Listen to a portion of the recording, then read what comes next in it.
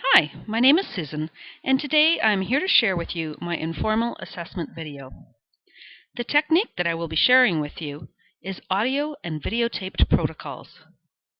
This is part of my BC Provincial Instructors Diploma program. In this strategy, the instructor defines a problem to the students, and the student is responsible for analyzing the problem and using skills already taught in class to problem solve. The procedures and protocols that are needed to solve the problem are captured utilizing either video or audio recordings created by the student. This strategy works well in subjects such as mathematics, computer science, and in vocational hands-on training such as automotive and electrical, and some health fields where a high level of problem-solving and analytical skills are required.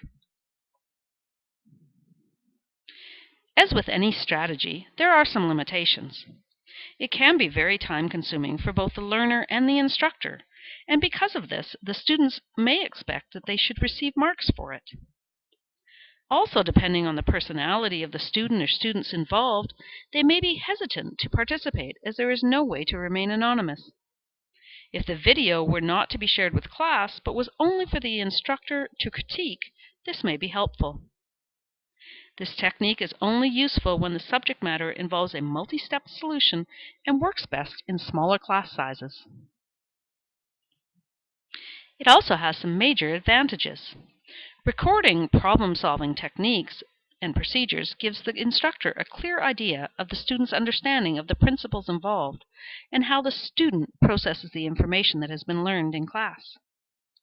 This assessment technique requires the student and the instructor to work closely together, which benefits both the student's learning and the instructor's understanding.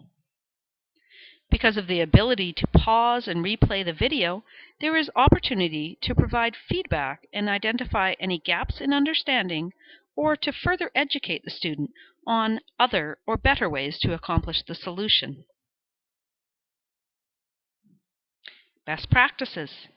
Keeping in mind that there is sometimes more than one way to solve a problem, this technique is best used in subjects or situations where the solution and procedures to achieve it are very limited or defined. In this strategy, the student would be given a problem that would require a multi-step solution to be solved utilizing skills that had already been taught in class.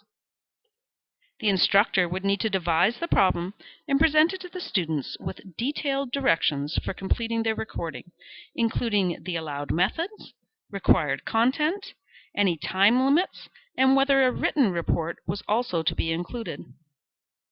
The instructor would need to clearly define whether the problem can be audio taped and transcribed or whether it should be videotaped. In my particular class, which is a computer basics class, I would be utilizing the technology already available on the computer to have them create the recordings. The instructor would need to determine ahead of time the protocols or procedures that they would be looking for and how these protocols and procedures would be analyzed and responded to.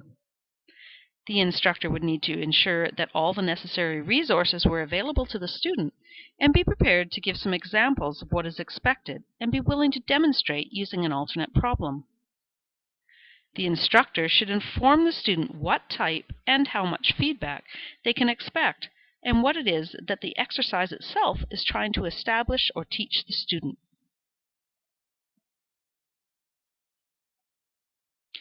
There are a number of ways that feedback could be provided to the student utilizing this method.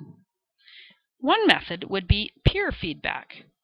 Peer feedback could be accomplished by having the students pair up with another student and have them present their videos to each other following a criteria sheet which would have been provided to them by the instructor. Alternately, we could use self-evaluation. Utilizing the same criteria sheet, we could have the students evaluate their own efforts and results against it.